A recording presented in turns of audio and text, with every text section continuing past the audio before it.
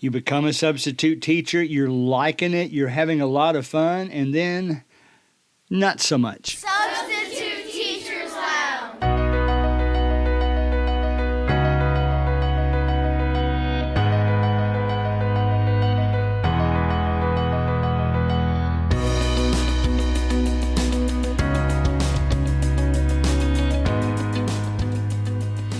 Yeah, right away you're thinking, Greg, surely you haven't lost your spark. And no, I haven't. I wanted to do this episode because there are plenty of substitute teachers out there that I have noticed have lost their spark. Now, some of it's probably because it's the end of the year and maybe it's a natural reaction to kind of look forward to the end of the school year, rest up a little bit. Let me take you down my past just a little bit. When I started substitute teaching 3 years ago, I remember pounding that phone, being disappointed if I didn't get a job every single day, sometimes taking a job, getting dressed to go as if I was going to work, whether I had a job or not, and being excited when I'd get one at the last minute.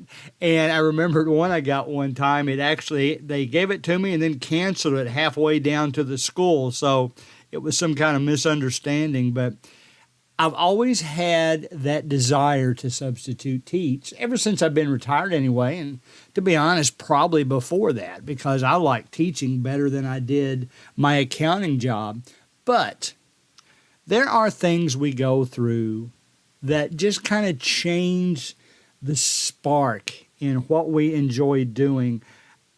When I first began substitute teaching, I remember everybody saying, oh, he's the guy that gets in here early, that'll change. And I'm thinking, no way, no way. And yes, I still get there early, but I can see how there's some things that will eventually come along that if you're not careful could put up that spark you have. And once you lose your spark for anything, but once you lose your spark for substitute teaching, you just can't do as good a job as you did before.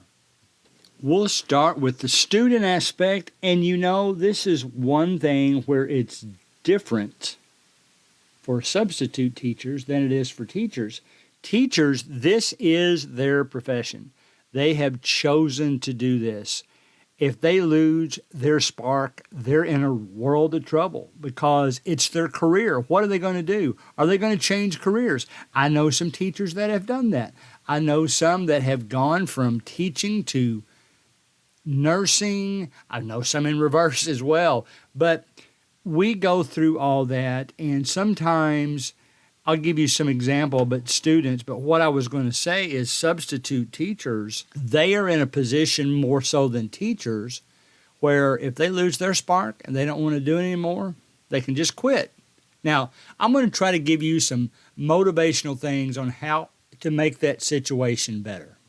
Now, first of all, if you're going to keep your spark, you have to make sure you're in the grade level that you belong in. With me, it's middle school, then high school, and then I don't know if I'll ever try elementary school. My wife the other day, she is now subbing some too because she's a retired teacher.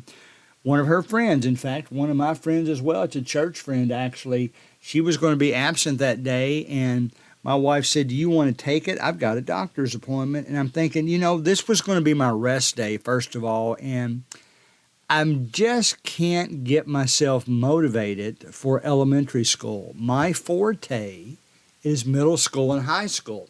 Maybe you like doing all three. Maybe you like just doing elementary. But whatever it is, find out what you like, and that will help you keep your spark. Now, if you say, I like elementary, and then it's obvious that kids younger than 12 just get on your nerves, well, you picked the wrong one. One of the reasons I like middle school, and especially sixth grade, I'll pick sixth grade classes over the other classes.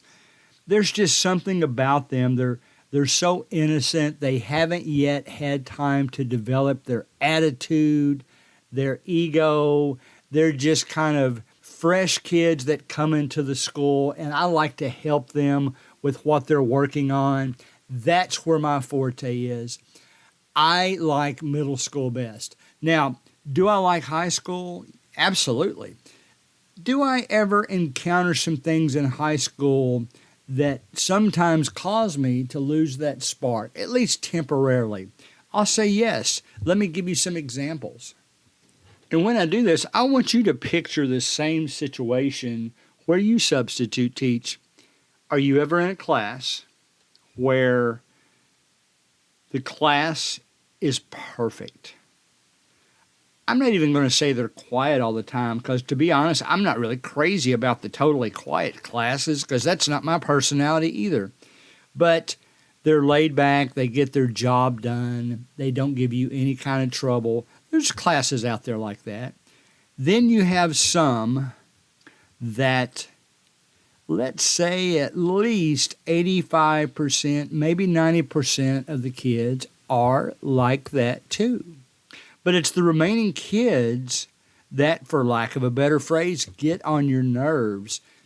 In my case, I'll give you a situation. I was once at a school where it became so bad, and it's not that these students were being disrespectful. It was just high school students who were doing very immature things to the point of being distracting the other students. In fact, the other students would even fuss at them. Well, here's what happened. They ended up switching classes with another teacher who maybe thought they could better handle the situation and was a stricter teacher to try to get those kids in line. And that teacher's class, they moved in with the other teacher. There were some substitutes involved that it was driving them crazy as well. And let's face it, it's hard substitute teaching a new group of students every day anyway. If you're faced with immature students that won't let you accomplish anything, I guess you can call it disrespectful if you want to. That's not what I think of when I think of disrespectful. It's just immaturity, distracting, not concentrating.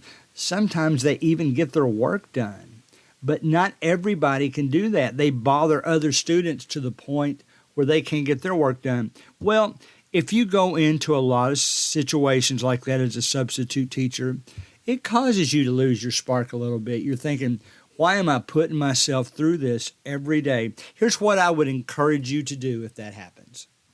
Try to get in those students' wheelhouse. Those students, there are some things that they like. In fact, what I've seen most of the time, if you have more than one student in the class like that, they're basically showing off for the others. Once they're separated from the ones that they're trying to get attention from, they don't do it so much. I've seen that happen all the time.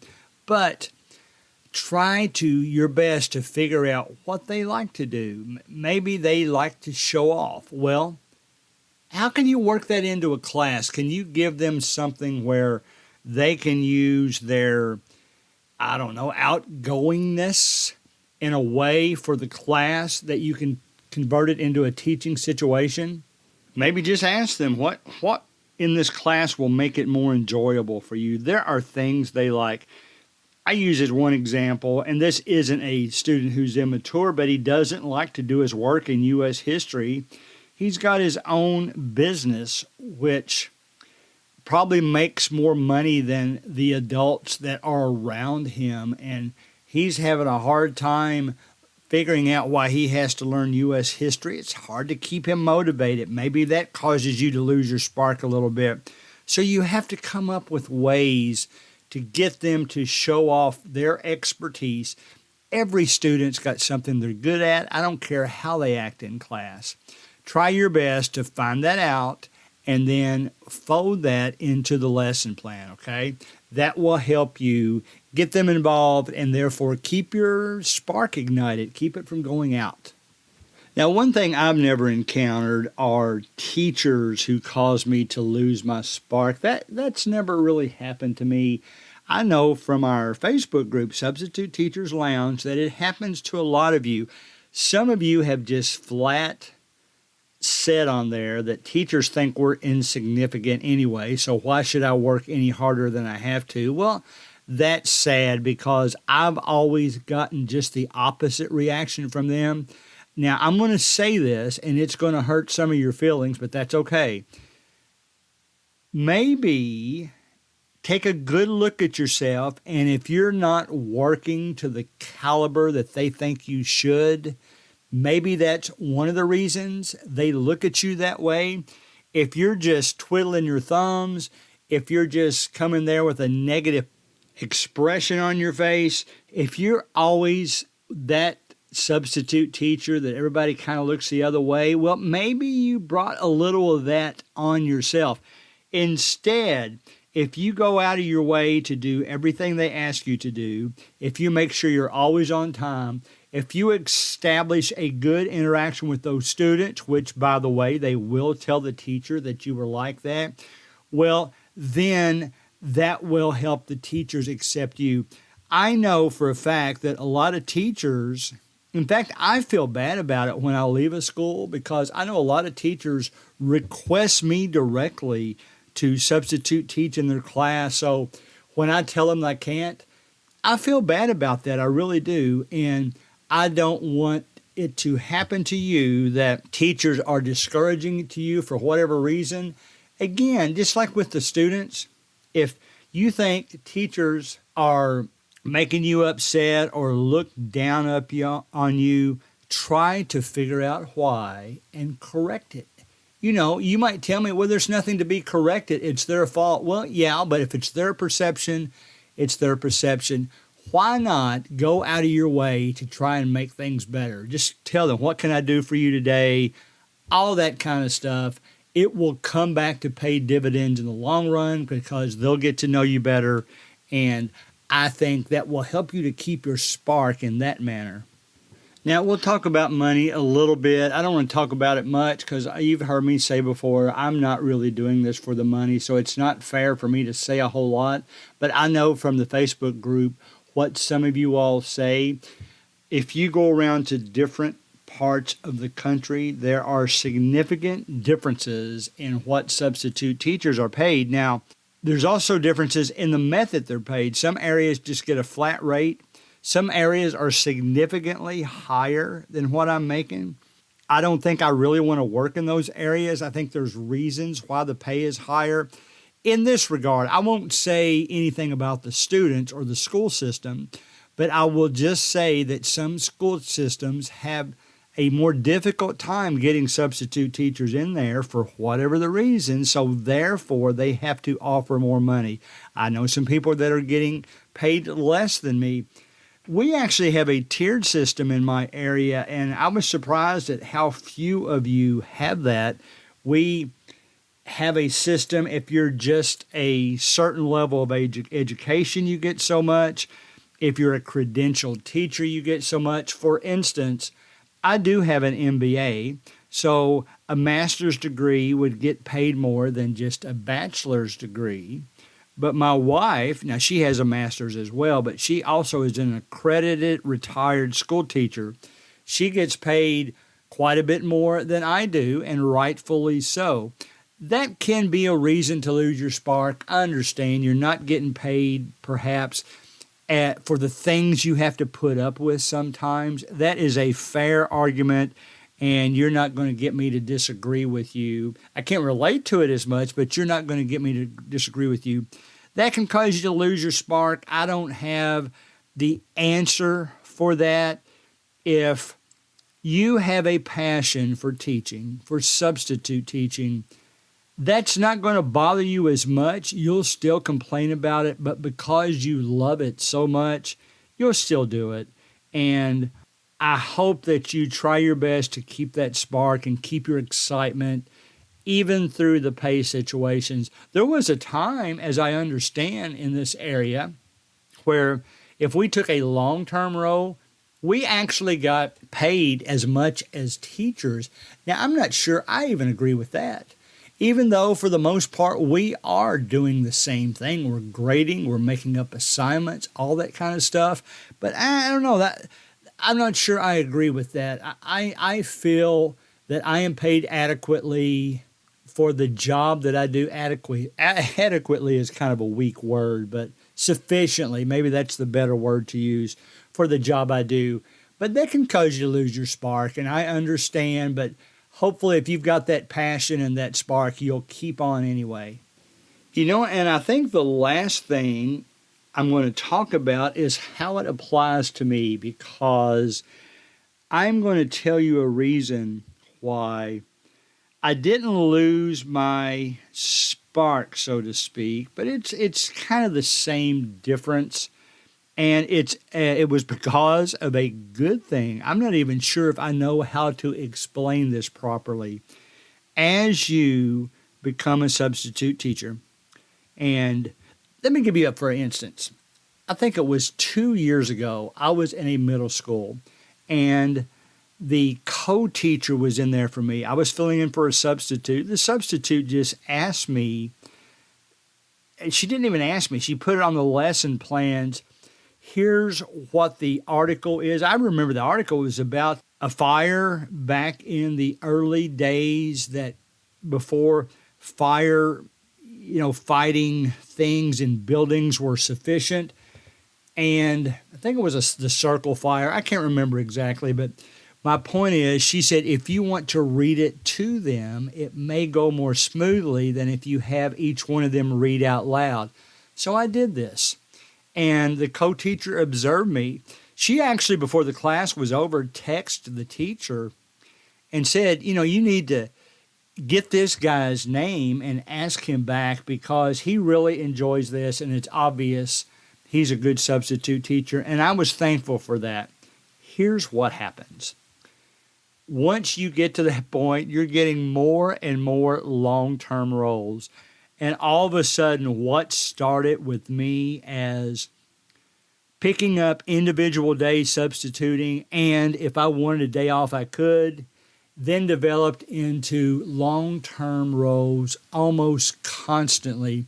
I won't even say I got burned out, but I did remember the times where I could have a day off every now and then, where I could go to a ball game in the middle of the day, where I could just create something. Maybe I could work on my podcast, doing something in marketing for that. But what ended up happening is I had so many long-term roles. I didn't lose my spark, but I did want to cut back some. So even as you get better, you're going to pick up more long-term roles. Now that I've stepped down from that long-term teaching role, and I'll be honest, I have told some of those teachers, I don't want that much responsibility. I just want to come out and carry out your lessons plans. You guys work hard. You're accredited. You deserve all the accolades for that, but I'm not. So I'm not sure I want to work at the same level, at least preparation-wise, as you do. Well, now that I'm doing one day at a time, and I still have a good reputation, because I'll walk into schools and it's a rare day that I don't walk back out with more jobs, day-by-day jobs, but nevertheless more jobs. I'm basically booked up through the end of the school year. I'm recording this in the middle of April, or closer to the end of April, I guess, 2022. But if you're not careful, don't get yourself into a situation as a substitute teacher where you end up being overworked and you're wanting, you're trying to figure out, how do I back off a little bit and not work so much? And to be honest, it's going to hurt, because if you're any kind of conscious person with a conscience, I guess is the best way to say that, then you're going to feel bad. You're going to feel bad turning down jobs. I actually had to turn down, I'm going to guess, maybe 10 or 11 jobs this week from phone calls or text. Yet, I was busy every day I wanted to be. I took one day off this week, and I had some appointments I wanted to take care of. And I don't want to say that's losing my spark, but I am at a situation now where I want to be more selective. I want to take the jobs that work out in my schedule, and I apologize profusely to the schools that creates a situation for. But to be honest, I'm doing it because I don't want to lose my spark. I want to continue to be as excited about substitute teaching as I always was. And to me, that is now going back to day so that I can meet different students all the time and continue to be excited about going into class and not be too tied down with the responsibility of grading and that kind of thing. So these are just a few examples. Don't lose your spark. Keep being excited for substitute teaching. If it's too far gone, if you've lost it, I understand, but then it's time to move on to the next project and decide what you want to do instead of substitute teaching.